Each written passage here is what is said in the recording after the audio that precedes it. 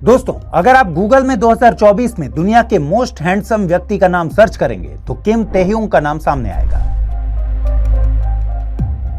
ये महाशय वी नाम से जाने जाते हैं। खास बात है कि ये पॉप सिंगर साउथ कोरियन हैं और बीटीएस नामक बैंड से जुड़े हुए हैं। इस बीटीएस बैंड को फॉलो करने वाले अपने आप को बीटीएस आर्मी कहते हैं और ये दुनिया भर में लाखों करोड़ों की तादाद में हैं। वहीं नॉर्थ कोरिया में सबसे हैंडसम आदमी, बिगेस्ट स्टाइल आइकॉन, हीरो के हीरो, महापुरुषों के महापुरुष केवल एक ही व्यक्ति हैं, किम जोंग उन। डिक्टेटरों के डिक्टेटर किम जोंग उन। इनकी महिमा के सामने सभी डिक्टेटर फीके पड़ जाते हैं। इन्होंने अपने देश में लोग हेयर स्टाइल कैसी रख सकते हैं, इस पर भी नियम बना के रखे हैं। कपड़े कैसे पहनना है, ये भी इनकी सरकार तय करती है। अजीबोगरीब देश है ये।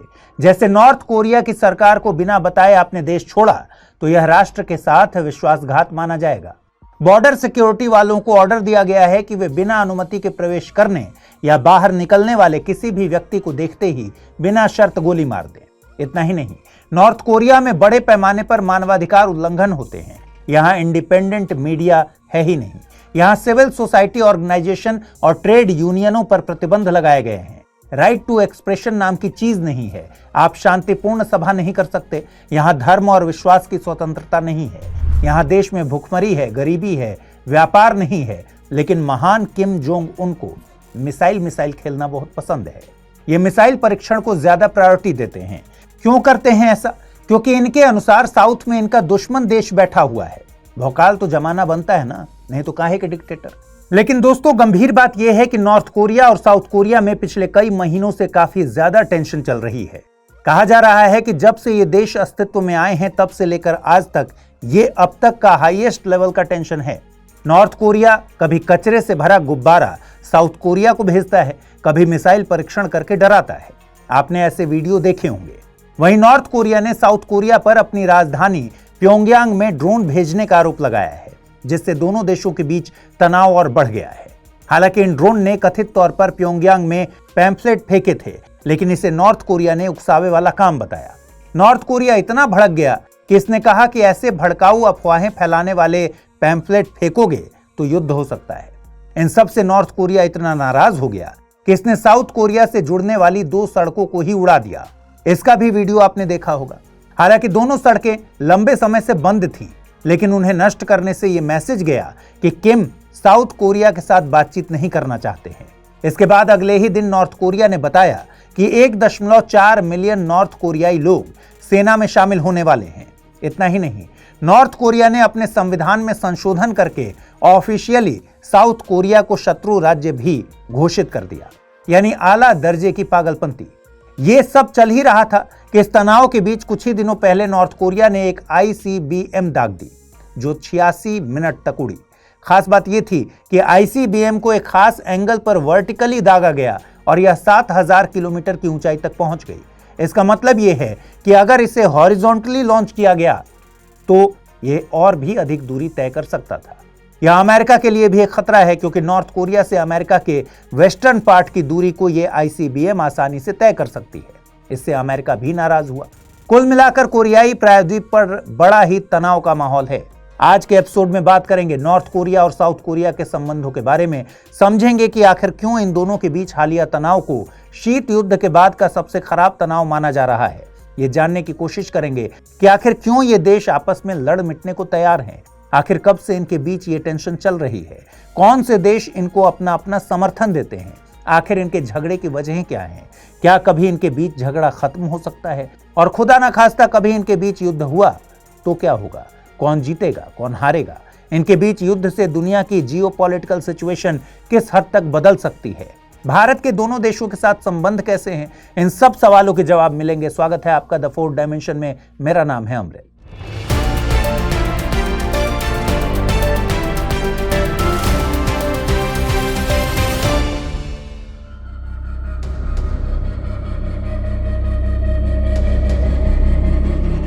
कोरिया के आज के हालात को समझने के लिए हमें इतिहास में थोड़ा पीछे जाना होगा।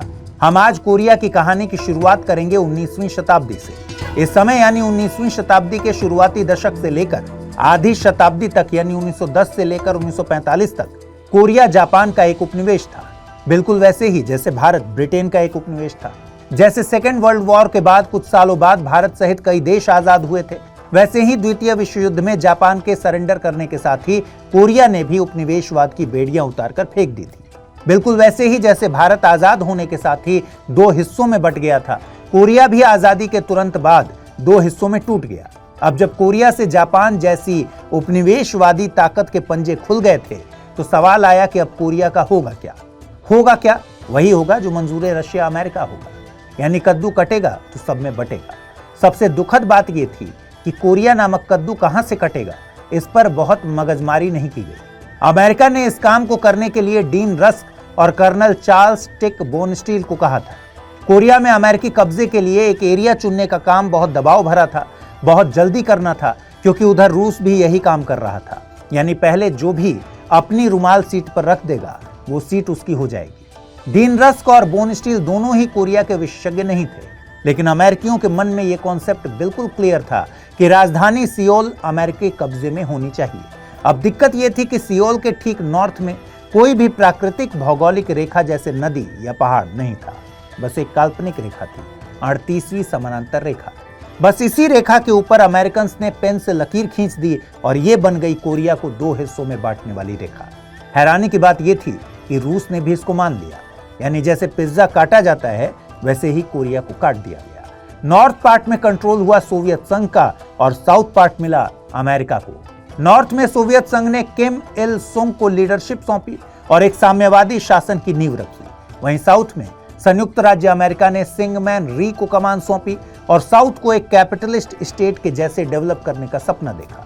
1948 तक कोरिया प्रायद्वीप में दो अलग अलग सरकारें आधिकारिक रूप से बन गई थी। Democratic people's republic of Korea कहलाई नॉर्थ कोरिया की सरकार और रिपब्लिक ऑफ कोरिया कहलाई साउथ कोरिया की सरकार। लेकिन दुविधा यह थी कि दोनों सरकारें पूरे कोरिया प्रायद्वीप को अपना मानती थी। आपने कई फेमस दुकानों पर लिखा हुआ देखा होगा, असली दुकान यही है, नक्कालों से सावधान। बिल्कुल वैसा वाला भाव दोनों सरकारों में था। बस यही भाव एक ऐसी घटना की पृष्ठभूमि बन गया जिसे मानव इतिहास कभी न भुला पाया है और न भुला पाएगा। यह घटना थी कोरिया का खूनी युद्ध।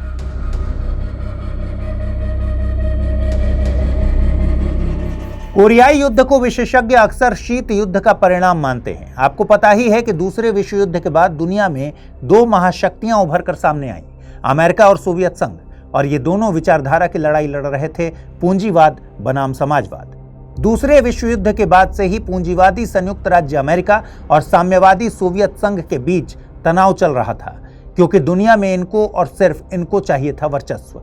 दोनों महाशक्तियों ने कोरियाई प्रायद्वीप पर अपना प्रभाव बढ़ाने का प्रयास किया। नॉर्थ कोरिया सोवियत संघ के प्रभाव में था, जबकि साउथ अमेरिका के समर्थन पर निर्भर था, और दोनों में ये दिल मांगे मोर वाली भावना उमड़ उमड़ कर सामने आने लगी थी।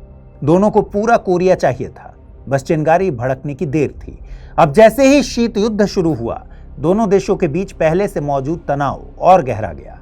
नॉर्थ कोरिया साउथ में क्रांति भड़काने के लिए तैयार था, जबकि साउथ कोरिया जरूरत पड़ने पर बलपूर्वक फिर से एक होने के लिए तैयार। इसके बाद कोरियाई पीपल्स आर्मी, जो कि नॉर्थ कोरिया की कम्युनिस्ट गुरिल्लाओं से भरी फौज थी, उसने 25 जून 1950 को सोवियत संघ और चीन के समर्थन से 38वीं समानांतर रेखा को पार करके साउथ कोरिया पर अचानक हमला कर दिया। यह हमला सुबह सुबह शुरू हुआ। साउथ कोरियाई सेना और उसके अमेरिकी सहयोगी चौंक गए। आपको बता दें कि कोरियाई पीपल्स आर्मी ने चीनी पीपल्स लिबरेशन आर्मी के साथ ट्रेनिंग ली थी और 1950 के वक्त केपीए में लगभग 2,23,000 सैनिक थे। 25 जून 1950 को केपीए ने हमला करके तेजी से साउथ की ओर बढ़ते हुए साउथ कोरिया की सुरक्षा को ध्वस्त कर दिया और राजधानी सियोल सहित प्रमुख क्षेत्रों पर कब्जा कर लिया। हमला इतना अप्रत्याशित था कि हमले से साउथ कोरियाई और अमेरिकी सैनिक बुसान बंदरगाह के चारों ओर एक छोटे से घेरे में फंस गए थे। इस हमले ने पूरी दुनिया में चिंता की लहर पैदा कर दी। दुनिया में किसी को अब और युद्ध नहीं चाहिए था। अब यहां पर संयुक्त राष्ट्र तुरंत जागा और अपने मेंबर स्टेट को तुरंत साउथ कोरिया का समर्थन करने के लिए कहा।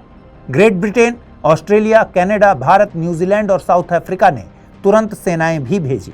वहीं संयुक्त राष्ट्र सुरक्षा परिषद ने आक्रमण की निंदा करते हुए एक प्रस्ताव भी पारित किया और नॉर्थ कोरियाई सेना को साउथ कोरिया से वापस लौटने को कहा। बाद में 15 सितंबर को संयुक्त राष्ट्र की सेना सियोल के पास इंचॉन में उतरी और केपीए सैनिकों को पीछे धकेल दिया और सियोल पर फिर से कब्जा कर लिया। इसके बाद संयुक्त राष्ट्र की सेना ने अक्टूबर में नॉर्थ कोरिया पर आक्रमण किया और प्योंगयांग पर कब्जा कर लिया। हालांकि इसी बीच चीन भी युद्ध में घुस गया और फिर से संयुक्त राष्ट्र की सेनाओं को साउथ में वापस धकेल दिया। बहरहाल अंतर्राष्ट्रीय दबावों के चलते 1951 के पहले 6 महीने तक लड़ाई रुकी रही और जुलाई में युद्ध विराम की बातें शुरू हो गई। अंततः 2 साल बाद यानी 27 जुलाई 1953 को एक युद्ध विराम समझौते पर हस्ताक्षर किए गए, जिसमें यह माना गया कि कोरिया 2 टुकड़ों में बटा रहेगा। युद्ध विराम समझौते पर America, people's republic of China, north Korea और साउथ कोरिया ने हस्ताक्षर किए थे।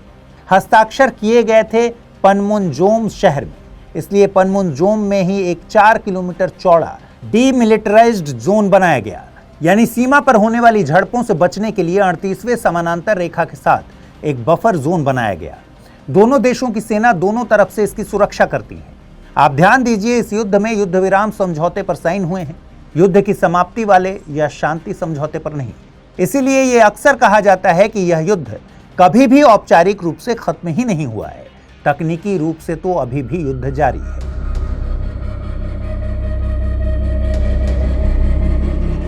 इस युद्ध में बड़े पैमाने पर जान माल का नुकसान हुआ। युद्ध के बाद लाखों नॉर्थ कोरियाई शरणार्थी साउथ की ओर भागे। अमेरिका ने इतने बम मारे कि नॉर्थ कोरिया इतिहास में सबसे अधिक बमबारी झेलने वाले देशों में से एक बन गया। हालांकि युद्ध से पूरे कोरिया प्रायद्वीप के लगभग सभी प्रमुख शहर नष्ट हो गए। माना जाता है कि युद्ध से कोरिया प्रायद्वीप के 2/5 उद्योग नष्ट हो गए थे और 1/3 घर तबाह हो गए। ऐसा माना जाता है कि इस युद्ध में सिविलियन और सैनिकों को मिलाकर लगभग 2.5 से 3 मिलियन लोग मारे गए, यानी 25 से 30 लाख लोग। सिविलियन डेथ के मामले में यह आंकड़ा द्वितीय विश्व युद्ध या वियतनाम युद्ध की तुलना में कहीं ज्यादा है, लेकिन इसके बाद भी द्वितीय विश्व युद्ध या वियतनाम युद्ध को दुनिया में बड़े पैमाने पर मेनस्ट्रीम किया गया, पर इस युद्ध को उतना महत्व नहीं दिया गया। इसीलिए इसको द फॉरगॉटन वॉर भी कहते हैं। बहरहाल 25 जून 1950 को शुरू हुआ यह युद्ध 20वीं सदी की एक महत्वपूर्ण घटना थी, क्योंकि इसने ईस्ट एशिया के जियोपॉलिटिकल सिनेरियो को हमेशा के लिए बदल दिया। नॉर्थ कोरिया साफ तौर पर चीन और रशिया के साथ खड़ा हो गया और साउथ कोरिया साफ तौर पर अमेरिका और जापान के साथ। साम्यवाद बनाम पूंजीवाद की लड़ाई दुनिया में एकदम स्पष्ट दिखने लगी और विचारधारा के लेवल पर देशों की नीतियां बनने लगी। कोरियाई युद्ध का रीजनल सिक्योरिटी पर भी बहुत बड़ा इंपैक्ट हुआ। इससे कोरियाई प्रायद्वीप का सैन्यीकरण हुआ। इस युद्ध ने अमेरिका और साउथ कोरिया के बीच दोस्ती को मजबूत कर दिया। दोस्ती इतनी गहरी हो गई कि अमेरिका साउथ कोरिया के खिलाफ किसी भी बाहरी आक्रमण से इसकी रक्षा करने के लिए सदैव तत्पर खड़ा रहता है। इसके लिए अमेरिका ने साउथ कोरिया में एक परमानेंट मिलिट्री प्रेजेंस भी बनाकर रखी हुई है। इसके अलावा अमेरिका आर्थिक सहायता भी देता है, जिससे साउथ कोरिया आज दुनिया में एक मजबूत अर्थव्यवस्था बन चुका है। दूसरी तरफ युद्ध के बाद से चीन और नॉर्थ कोरिया करीब आए हैं।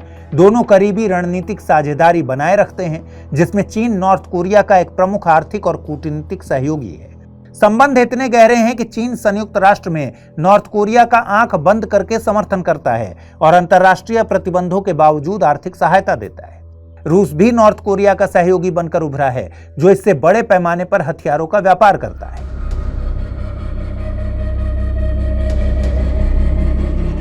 अब ये भी जान लेते हैं कि इंडिया के रिलेशन कोरियाई देशों के साथ कैसे हैं।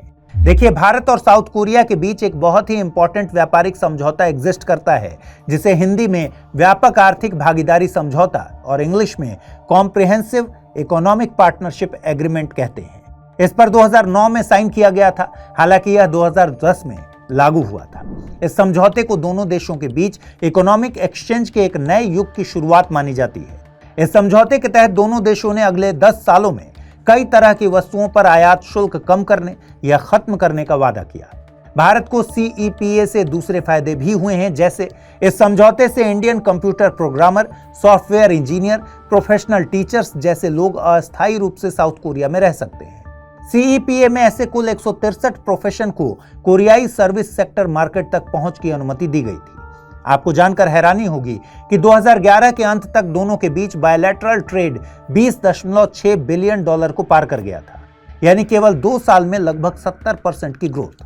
रिसेंट डेटा की भी बात करें तो 2022 में भारत से साउथ कोरिया को $8.2 बिलियन वैल्यू का एक्सपोर्ट हुआ, जिसमें टॉप प्रोडक्ट $2.5 बिलियन वैल्यू का रिफाइंड पेट्रोलियम था।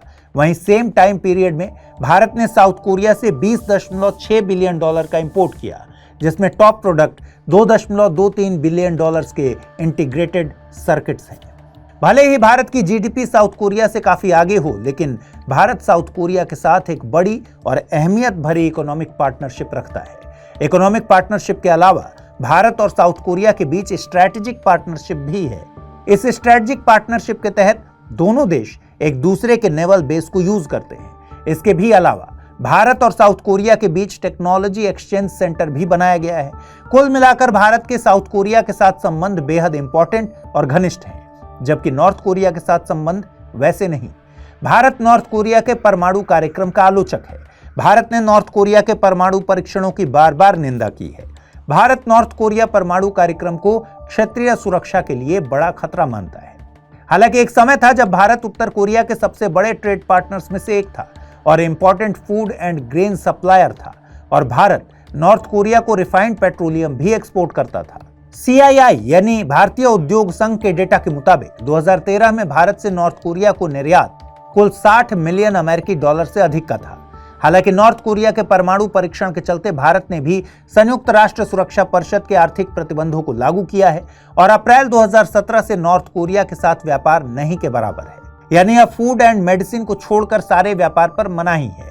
हालांकि WHO के कहने पर भारत सरकार ने उत्तर कोरिया को $1 मिलियन की एंटी ट्यूबरकुलोसिस दवा भेजी थी और कोविड-19 महामारी के दौरान भारत ने नॉर्थ कोरिया को लगभग $1 मिलियन अमेरिकी डॉलर की मेडिकल एड प्रोवाइड की थी।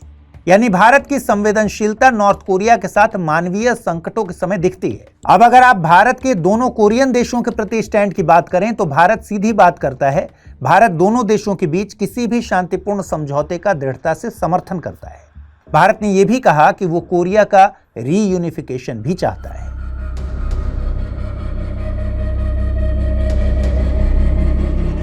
अब एक काल्पनिक सवाल यह भी आता है कि अगर फिर से नॉर्थ कोरिया और साउथ कोरिया लड़ाई करते हैं, युद्ध करते हैं, तो कौन जीत सकता है? इस कंपैरिजन के लिए सिर्फ सैन्य क्षमता नहीं देखा जाना चाहिए, बल्कि एक ओवरऑल कंपैरिजन करना चाहिए। चलिए देखते हैं। globalfirepower.com वेबसाइट दोनों देशों की शक्तियों की तुलना करती है। आप स्क्रीन पर देख पा रहे होंगे। अगर मैन पावर की बात करें तो नॉर्थ कोरिया की टोटल पॉपुलेशन 2.6 करोड़ है, वहीं साउथ कोरिया की पॉपुलेशन 5.1 करोड़ है। जीडीपी की बात करें तो नॉर्थ कोरिया और साउथ कोरिया की जीडीपी में जमीन आसमान का अंतर है। आप ये डेटा देखिए। अगर अवेलेबल मैन पावर की बात करें तो इसमें नॉर्थ कोरिया पीछे है। इसकी अवेलेबल मैन पावर लगभग 93 लाख है, वहीं साउथ कोरिया की लगभग 2.5 करोड़। साफ तौर पर नॉर्थ कोरिया इस मामले में साउथ कोरिया से पीछे है, और पीछे ही नहीं, काफी पीछे है।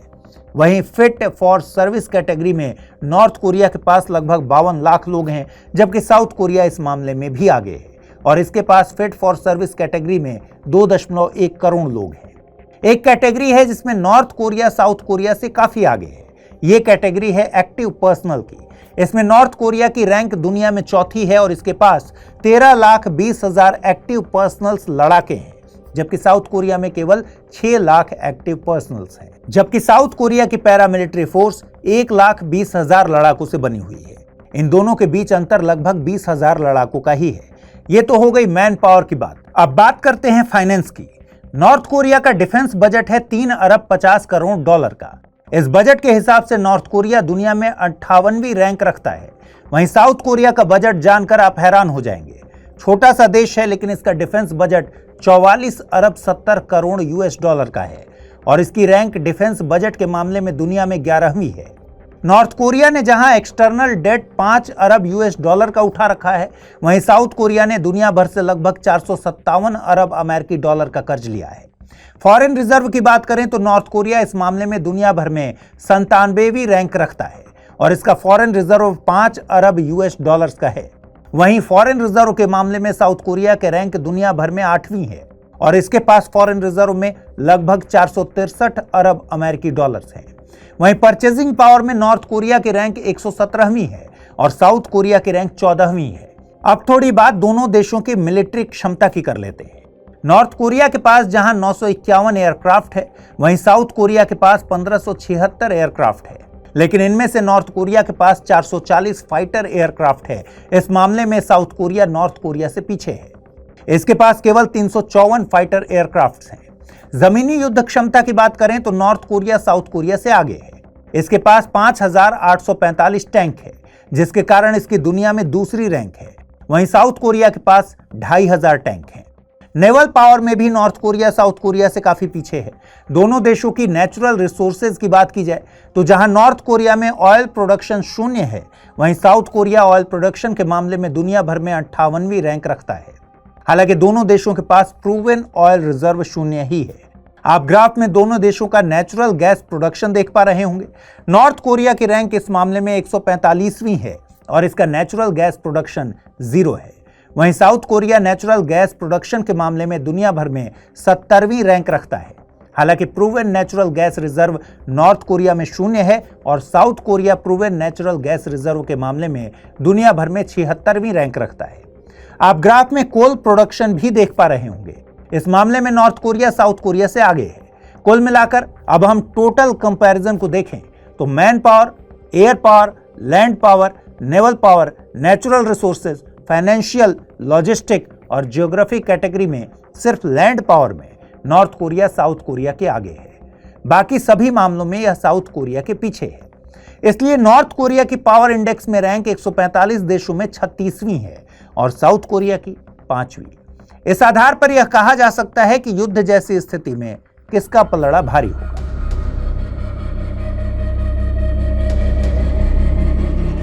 एक्सिस ऑफ एविल वाक्य का पहली बार इस्तेमाल अमेरिकी राष्ट्रपति जॉर्ज डब्ल्यू बुश ने किया था। एक्सिस ऑफ इविल का इस्तेमाल उन विदेशी सरकारों के लिए किया गया था जिन्होंने जॉर्ज डब्ल्यू बुश के प्रशासन के दौरान कथित तौर पर आतंकवाद को स्पॉन्सर किया और सामूहिक विनाश के हथियारों को डेवलप करने की बात की। एक्सिस ऑफ इविल में ईरान, इराक और नॉर्थ कोरिया आते हैं। लेकिन सवाल यह है कि नॉर्थ कोरिया ने अपने परमाणु हथियारों को आखिर क्यों डेवलप किया था। देखिए, 1958 में साउथ कोरिया में अमेरिका के सहयोग से परमाणु हथियारों की तैनाती की गई थी। ऑब्वियसली नॉर्थ कोरिया को चिंता हुई होगी। इस पर नॉर्थ कोरियाई सरकार ने सोवियत संघ और चीन दोनों से परमाणु हथियार डेवलप करने में मदद मांगी, लेकिन दोनों ने इनकार कर दिया। हालांकि सोवियत संघ ने नॉर्थ कोरिया के परमाणु वैज्ञानिकों की ट्रेनिंग की बात की और कहा कि हम एक शांतिपूर्ण परमाणु ऊर्जा कार्यक्रम डेवलप करने में हेल्प कर सकते हैं। इसके बाद नॉर्थ कोरिया का परमाणु हथियार कार्यक्रम चल पड़ा। इसके बाद नॉर्थ कोरिया ने कई परमाणु परीक्षण किए। 2006 में एक परीक्षण किया, 2009 में दूसरा परीक्षण किया और फरवरी 2013 में तीसरा परीक्षण किया। इन परीक्षणों के बाद संयुक्त राष्ट्र सुरक्षा परिषद ने नॉर्थ कोरिया पर प्रतिबंध लगा दिए। लेकिन दिसंबर 2015 में नॉर्थ कोरिया ने कहा कि उसके पास हाइड्रोजन बम भी है। आपको बता दें, हाइड्रोजन बम आम परमाणु बमों की तुलना में कहीं ज्यादा ताकतवर और विनाशकारी होता है। इसके बाद नॉर्थ कोरिया ने 6 जनवरी 2016 को एक भूमिगत परमाणु परीक्षण भी किया। इतना ही नहीं, हाल ही में नॉर्थ कोरिया ने हवासोंग 19 आईसीबीएम का परीक्षण किया था। इस नई मिसाइल को दुनिया की सबसे शक्तिशाली आईसीबीएम बताया जा रहा है और इसकी जद में अमेरिका तक आता है। खास बात यह है कि यह प्रक्षेपण ऐसे समय में हुआ जब साउथ कोरिया और अमेरिका ने नॉर्थ कोरिया पर आरोप लगाया है कि वह रूस यूक्रेन युद्ध में व्लादिमीर पुतिन का समर्थन करने के लिए रूस में सेना भेज रहा है। अमेरिका का अनुमान है कि लगभग 10,000 नॉर्थ कोरियाई सैनिकों को पूर्वी रूस में ट्रेनिंग मिल रही है। दुनिया, खासतौर पर अमेरिका, चिंतित है पुतिन और किम की बढ़ती नजदीकियों से। अब दुनिया में सैन्य गुटबंदी साफ तौर पर खतरनाक मोड़ लेते हुए दिख रही है। दोस्तों, दुनिया में एक तरफ रूस यूक्रेन युद्ध चल रहा है, दूसरी तरफ मिडिल ईस्ट में भी सिचुएशन खराब होती दिख रही है। एक तरफ युद्ध को अमेरिका हवा दे रहा है और दूसरी तरफ चीन और रूस। देखिए, किम जोंग उन ने जनवरी 2024 में घोषणा की कि नॉर्थ कोरिया एकीकरण के सभी प्रयासों को अब छोड़ रहा है और अब वह साउथ कोरिया को एक प्राथमिक दुश्मन के रूप में देखता है। अंतर्राष्ट्रीय मामलों के विशेषज्ञ इस करंट सिचुएशन को जून 1950 की शुरुआत से लेकर अब तक के किसी भी वक्त से ज्यादा खतरनाक बताते हैं। अब आने वाला समय ही बताएगा कि आगे इन देशों का क्या होगा। क्या यह गुटबंदी किसी बड़े युद्ध की ओर इशारा तो नहीं कर रही? क्या वाकई युद्ध होगा या शांति बनाई जाएगी? आज के एपिसोड में इतना ही। जल्द ही मुलाकात होगी किसी और टॉपिक के साथ। तब तक पढ़ते रहिए, सीखते रहिए, बढ़ते रहिए। नमस्कार।